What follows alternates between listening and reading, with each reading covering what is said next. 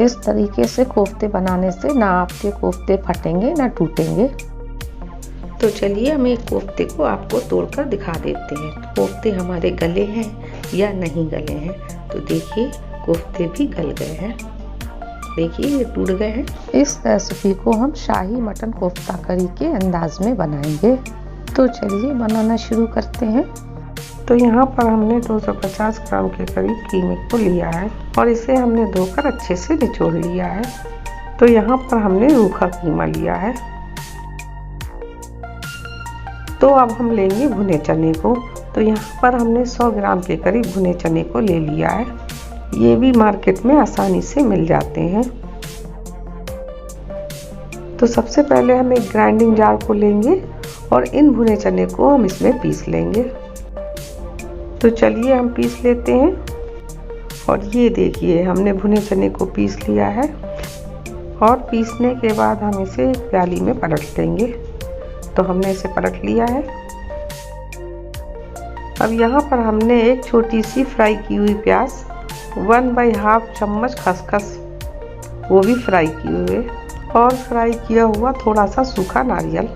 सूखे नारियल को हमने कद्दूकस करके फ्राई किया था। अब इन तीनों को मिक्सी में ग्राइंड कर लेंगे।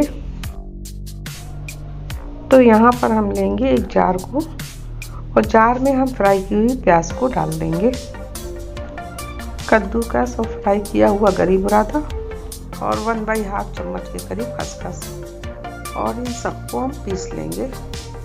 तो हमने सारे मिक्सचर को पीस लिया है, ये देखिए। तो चलिए हम चम्मच की हेल्प से इकट्ठा करके हम इसे बाहर निकाल लेते हैं। गरी, खसखस और प्याज हमारी पीस के तैयार हो गई है, ये देखिए।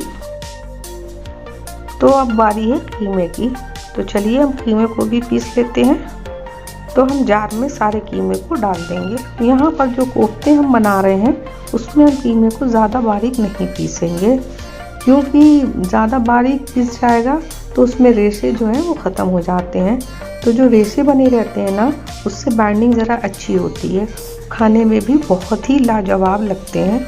ये देखिए हमने कीमे को पीस लिया है, लेकिन हमने कीमे को ज़्यादा बारीक नहीं किया है, ये देखिए।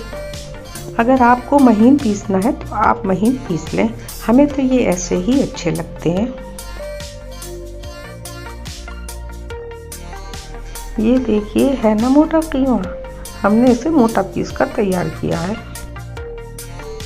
अब कीमे को हम इस बड़े बाउल में ट्रांसफ़र कर देंगे, क्योंकि हमारा ये बाउल जो है वो कांच वाला छोटा पड़ रहा है, तो इसलिए हम इसे बड़े बाउल में ट्रांसफ़र कर दिया है हमने। तो अब जाएगा इसमें 4 चम्मच के करीब भुने चने का पाउडर, जो हमने पहले पीस लिया था। अब ये जो प्याज, गरी और खसखस है ना, इसमें से हम आधे मिक्सचर को हम कीमे में डालेंगे और आधे को बचा लेंगे। क्या करना है हम इसे बाद में बताएंगे आपको। तो अब हम इसमें डालेंगे अदरक लहसुन का पेस्ट। हमने यहाँ पर 1 चम्मच के करीब अदरक लहसुन का पेस्ट लिया है। और अब हम इसमें डालेंगे एक प्याज बारीक कटी हुई, इसे हमने थोड़ा सा मीडियम से भी छोटी लिया है। और अब इसमें जाएगा 1/2 चम्मच के करीब हरी मिर्च, जो हमने बारीक काट ली है। और अब हम इसमें डालेंगे गरम मसाला पाउडर, इसे हमने 1/2 चम्मच के करीब लिया है। और अब इसमें डालेंगे 1/2 टेबल स्पून के करीब लाल मिर्च का पाउडर। नमक को डालेंगे टेस्ट के अकॉर्डिंग। और एंड में हम ऐड करेंगे कुछ धनिया के पत्ते। और अब हम इन सबको अच्छे से मिक्स कर लेंगे। ये देखिए हमने मिक्सचर बना के तैयार कर लिया है। तो चलिए हम इसके गोले बना लेते हैं।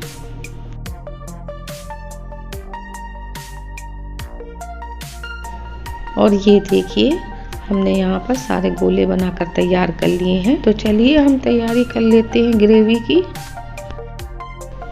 तो यहाँ पर हमने एक नॉन स्टिक पैन ले लिया है और इस पैन में हम डालेंगे 4 चम्मच के करीब तेल।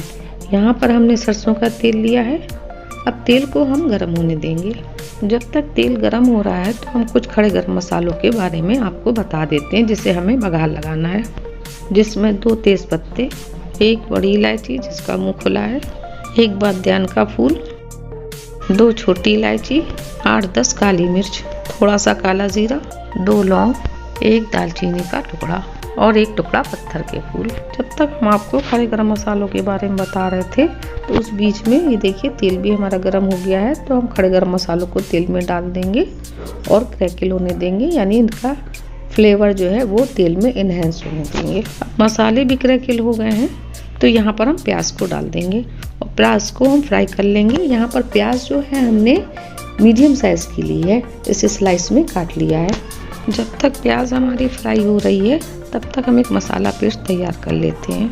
तो यहाँ पर हमने एक कटोरी ले ली है और इसमें हम डालेंगे अदरक लहसुन का पेस्ट। यहाँ पर हमने 2 चम्मच के करीब अदरक लहसुन का पेस्ट लिया है।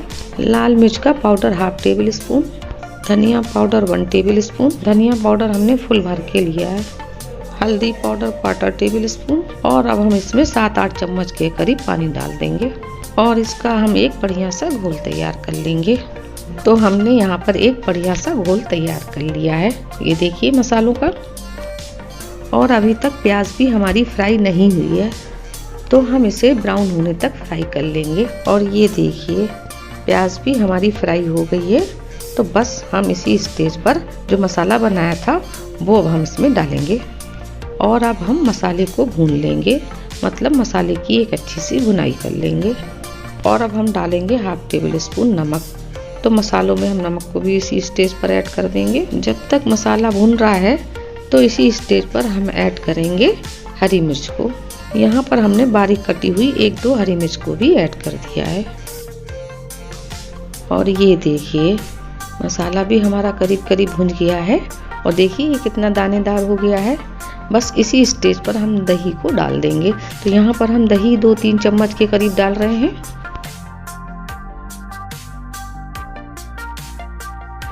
अब यहाँ पर मसाला भी हमारा भुन गया है, ये देखिए। तो बस इसी स्टेज पर हमने फ्राई किए हुए गरीब दादा, खसखस और प्याज जो हमने बचा ली थी ना, वो अब हम इसी स्टेज पर मिलाएंगे और फिर मसालों के साथ हम इसे अच्छे से पका लेंगे।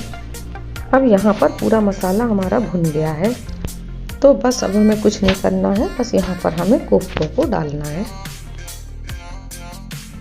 और बस हमें ढककर इसे पका लेना है। 10 मिनट के लिए हम इसे ढक देते हैं। शुरू में तो इसको बिल्कुल भी नहीं छूना है वरना ये टूट जाएंगे। 10 मिनट हो गए हैं तो चलिए हम चेक कर लेते हैं। अब कोफ्ते जो है हमारे बन गए हैं तो हम थोड़ा सा इन्हें हिला लेंगे, यानी कोफ्तों को थोड़ा ऊपर नीचे आगे पीछे कर लेंगे। अब यहाँ पर कोफ्ते जो है हमारे थोड़े से बन गए हैं तो इसी स्टेज पर हम डाल देंगे थोड़े से पानी को। पानी को डालने के बाद जो है ना इसमें भाप बनेगी तो कोफ्ते भी हमारे गल जाएंगे। तो चलिए अब हम इसे ढक देते हैं। अब हम इसे 20 मिनट के लिए ढकेंगे, इससे हमारे कोफ्ते भी अच्छे से गल जाएंगे। 20 मिनट हो गए हैं तो ये देखिए कोफ्ते भी हमारे गल गए हैं। तो बस हम यहाँ पर थोड़े से धनिया पत्ती को ऐड कर देंगे और हम गैस के फ्लेम को ऑफ कर देंगे। तो चलिए हम एक कोफ्ते को आपको तोड़कर दिखा देते हैं, कोफ्ते हमारे गले हैं या नहीं गले हैं। तो देखिए कोफ्ते भी गल गए हैं, देखिए ये टूट गए हैं। तो चलिए हम इसे डिश आउट कर लेते हैं। अगर आपको हमारी रेसिपी पसंद आई हो और आप हमारे चैनल पे नए हो तो जल्दी से सब्सक्राइब कर लें, लाइक कर लें, बेल आइकन को भी प्रेस कर दें, जिससे आपको हमारी आने वाली हर नई वीडियो की नोटिफिकेशन मिलती रहे।